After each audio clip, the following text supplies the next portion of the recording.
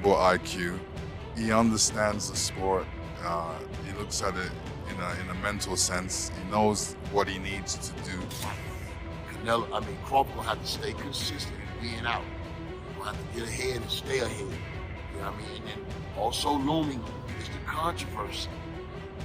Can Crawford win a close decision? I could never win a close decision.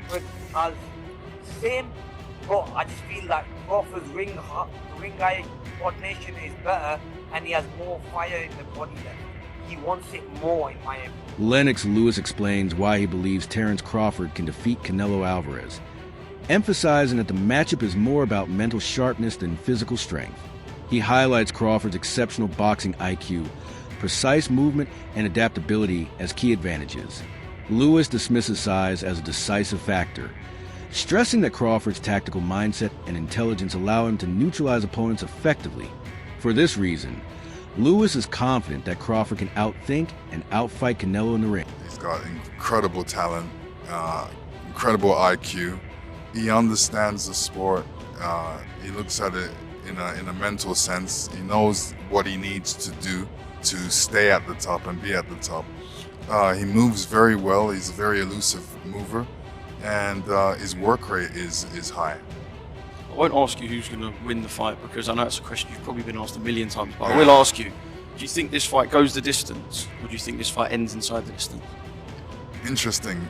Really an interesting fight to look at. Coach Bernie's breakdown highlights exactly why Terence Crawford is such a dangerous and rare type of fighter. To him, Crawford isn't simply a sharp puncher. He's a technician whose precision and timing transform every strike into a punishing shot that opponents struggle to endure. Bernie points out that while Canelo Alvarez boasts an extraordinary resume, he has yet to encounter someone with Crawford's mix of hand speed, pinpoint accuracy, and natural punching power. When Bernie says Crawford's hands feel like bricks, he's underscoring the raw strength Crawford possesses, even while moving up in weight. A fight is always highly anticipated, and one this magnitude, you know what I'm saying? I think Canelo is hype too, because they know that Bud brings a different element, and the guys that he's been fighting is now superstars. Bud is a superstar. It's a mega fight. It's an underdog fight, and like I said, I'm sure they anticipate, he has trouble with movers and slick boxers and stuff like that, so they're trying to see how he deals with that. Bud fans is understandable. Canelo got the power, he got the experience, and he's one of the faces of boxing, and so it just breeds anticipation. Want to see somebody do something great, and I think that's what everybody mostly counting on. It's a lot of hate though. A lot of people want to see us lose, and the real ones want to see us win. You know what I mean? But all in all, the anticipation surrounding this matchup has reached new heights, with fans and analysts eager to witness how Canelo Alvarez, known for his strength and masterful counterpunching, will deal with an opponent like Terence Crawford. Unlike many of Canelo's previous challengers, Crawford brings an elusive, unpredictable, and highly technical style that makes him incredibly difficult to solve. His movement, agility, and tactical brilliance ensure he won't remain stationary or fall into predictable counters. This clash is not only a battle of reputations, but also a true test of contrasting styles, making it the first time in years Canelo faces such a complete challenge. Well, Bud Crawford is his hard anyway. He got fucking bricks for hands. You know what I mean? He got baseball mitts. His hands is big as a baseball mitt. So, then he's a sharp puncher. So you gotta understand that Canelo hasn't fought a sharp puncher. Them guys wasn't sharp punchers. McGee, Berlanga, the guys, they not sharp punchers. You know what I'm saying? So when you got a sharp, it's a difference with the speed and the velocity that they're coming with. You know what I mean? If you can understand that.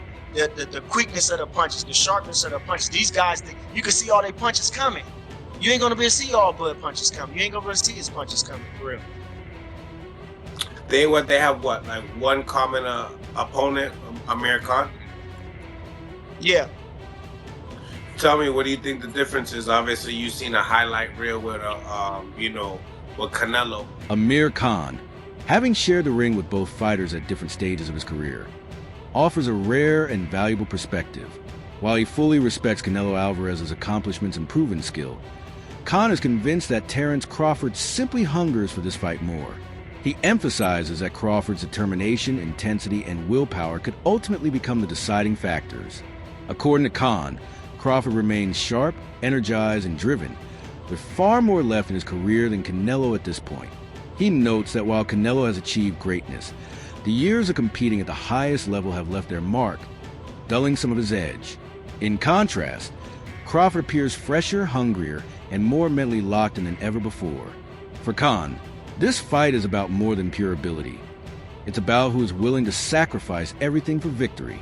And in his eyes, that fighter is Crawford. Great timing, great feints, moves well, whereas Crawford has the same, but I just feel like Crawford's ring eye coordination is better, and he has more fire in the body left.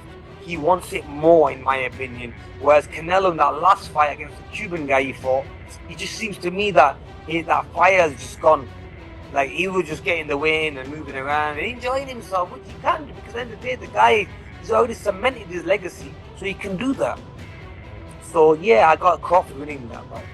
And when you sparred him, when you were in the same camp with Bomac, what was it like? You have any good stories about sparring him since you were an opponent?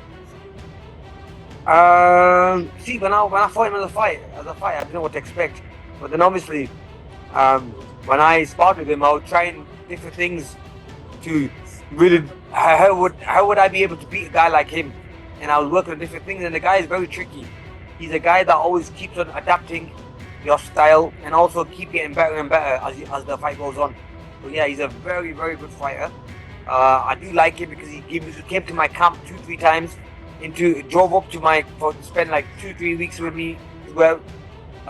Just give me some advice and be there with me and run with me and train with me. And so yeah, that's why, like them little things go a long way for me.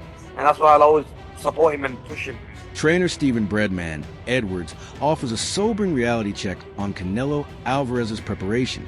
He acknowledges that Canelo's decision to spar Jaron Boots Ennis, an elite, dangerous fighter in his own right, is a smart move, but he stresses that it's ultimately symbolic.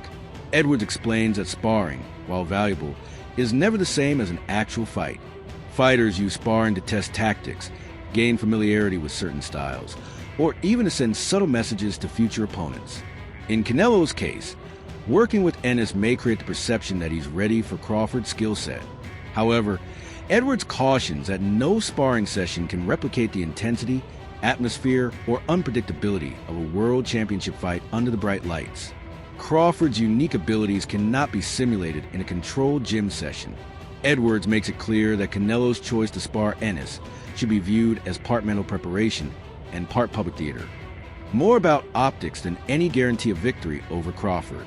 And don't do nothing in camp and then go look like $1 million in the fight. That's why fighters spend the kind of money they spend on sparring partners, because getting the look or stimulating the intensity of how a fight is going to be is how you prepare for a fight. And the most important part of camp is sparring. So it didn't make me say that Canelo was going to win the fight, but it did make me say, damn, he's taking this fight serious, and that's a real good look. I respect the fact that he went out and got the best possible sparring he could find for Crawford to win this fight. I even respect when he did it, because if he would have got Boots early in camp, Boots would have probably beat his butt. You know what I mean? When you first come to camp and you're not sharp. So he got him a few weeks in the camp, where maybe, what's how many weeks left for the fight? About 3 weeks left for the fight. This usually your peak time. So he got him about 3 weeks left in the camp so he can handle the work. Because again, you've been up to Philly and you've seen the work. Boots don't have bad days in the gym. He stays in the gym all the time.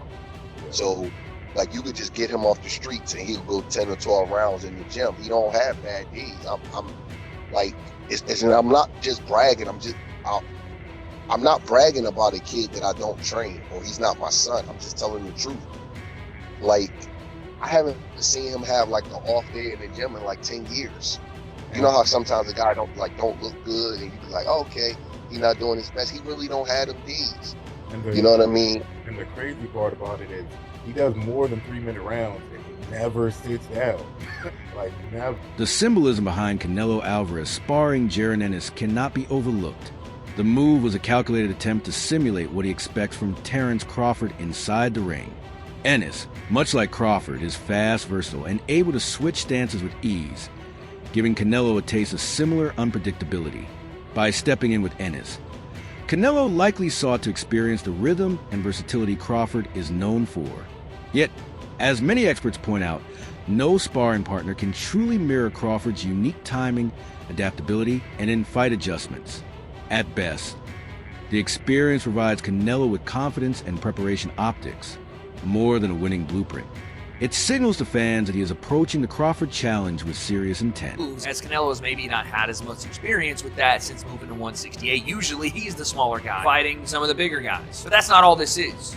This is a message that Canelo is looking to replicate exactly what Terence Crawford has in his arsenal, has in his tool set, because everybody has wanted to see the Boots Ennis versus Terence Crawford fight because it's a stylistic matchup that is very interesting. Both guys fight out of both stances. That's right.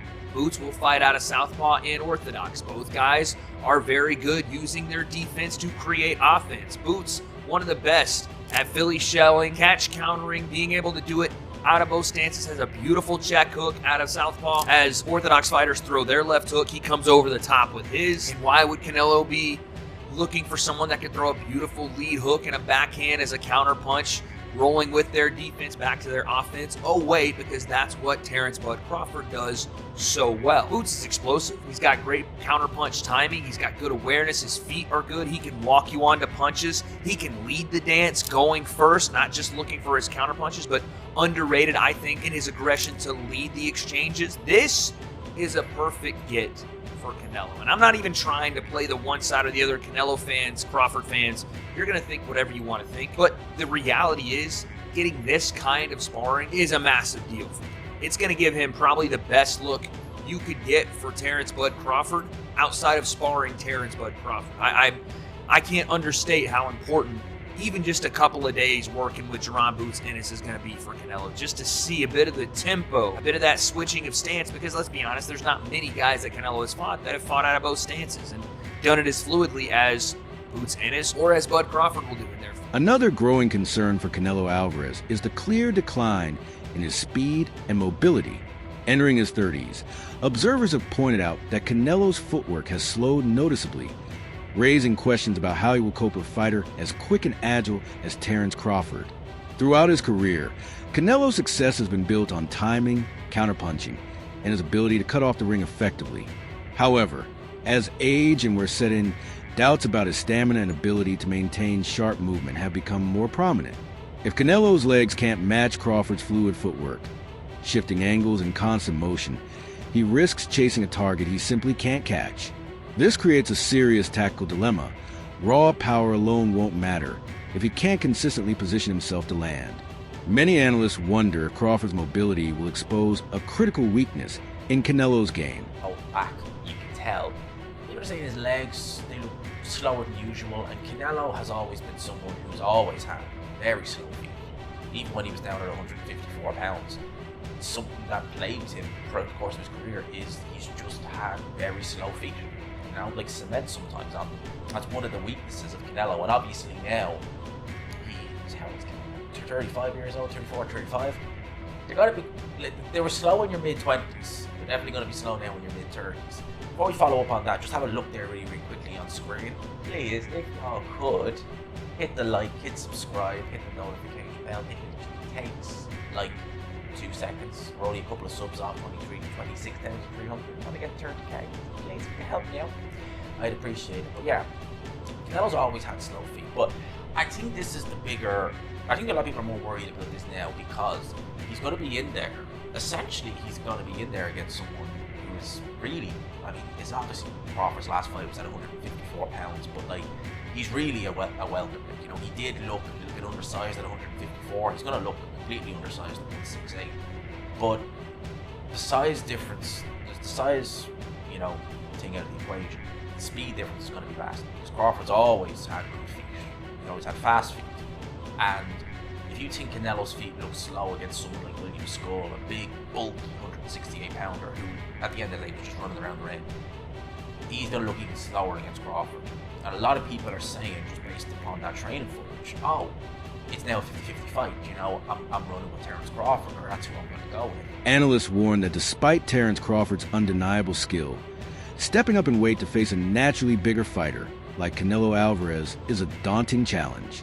Canelo has proven himself at higher weight classes, beating champions known for their size, strength, and durability. His experience in these divisions provides him with a comfort level and resilience that Crawford has yet to demonstrate. While Crawford's speed and tactical brilliance remain clear advantages, they will be severely tested against Canelo's raw power and physical presence. What scares me going into this Terence Crawford fight, these are the guys Canelo's typically fighting. This is his last opponent, William Skull. William Skull is far from a great opponent. We're talking about sheer size and strength. Canelo is just way more built and used to taking on larger guys and overpowering them. Look at William Skull. This guy is jacked. He's huge, man. And that makes me think, like, if Canelo has been taking punches from guys like this, I'm not saying William Skull in particular, but guys like William Skull, the size of William Skull, and he's been dropping them, stopping them, beating them around the ring, overpowering, over-muscling, just everything physically demanding over them. That makes me think, man, Terence Crawford, I don't know what you gonna have to come with some heat, dog. Look at Canelo. This guy is half the size of William Skull. There's nothing cut about him. There's nothing popping out, bulging. There's nothing. Look at this. This is insanity. That's what I'm really like, dude. I don't know. Canelo could go in there and walk through Terence Crawford like a hot knife through butter. That is definitely on the table here. He's gonna have to be really crafty, really savvy, and have to put on some amazing work from the outside. If he tries to sit there and walk through Canelo, he gonna hit a brick wall, dog. If guys built like this ain't walking through Canelo, even when Canelo looks like this, Terence Crawford ain't doing it, man. I gotta be honest. Regardless of the outcome, this fight has already cemented its place in boxing history. The anticipation is heightened by its streaming on Netflix, giving the event unprecedented global reach. Millions will be watching as two of this era's greatest fighters risk everything in pursuit of victory. This is more than a boxing match. It is a cultural moment. Rarely does a sport deliver a clash where legacy, style, and ambition align so perfectly, making an event that will be remembered for years. For boxing, UFC, and Netflix, Terence Crawford versus Canelo Alvarez will officially be on September the 13th on Netflix. Now, the reason why this is so interesting is, of course, the UFC, TKO, recently acquired their new strange boxing model with Turki Al-Sheikh and Dana White promoting it. And this actually will be on Netflix. So for some context, if you don't know, the UFC are currently under negotiations with a new TV deal. And the rumours for a very long time were that of Netflix. It doesn't look like they're going down that route anymore. Or at least it sounded like Netflix wanted a total package where they would get the major UFC fights and the major boxing fights as well. Or potentially they didn't even want the UFC fights and they just wanted a couple of these sort of events. Regardless, Dana White is officially the promoter for it, which I do believe is still bizarre. I still really think that's super bizarre. And the fact that they have quite opposing views in Turki Al-Sheikh and Dana White, to be honest. Not in everything, but in how events are run. Dana White doesn't even like stadiums, first and foremost. Turki Al-Sheikh loves making as big of a splash as he possibly can. As fights go, for the casuals, this one is as good as it gets. It really is. Let me know what you think. As always, keep it casual. That wraps up today's video. Thanks for watching. Make sure to stay tuned for more.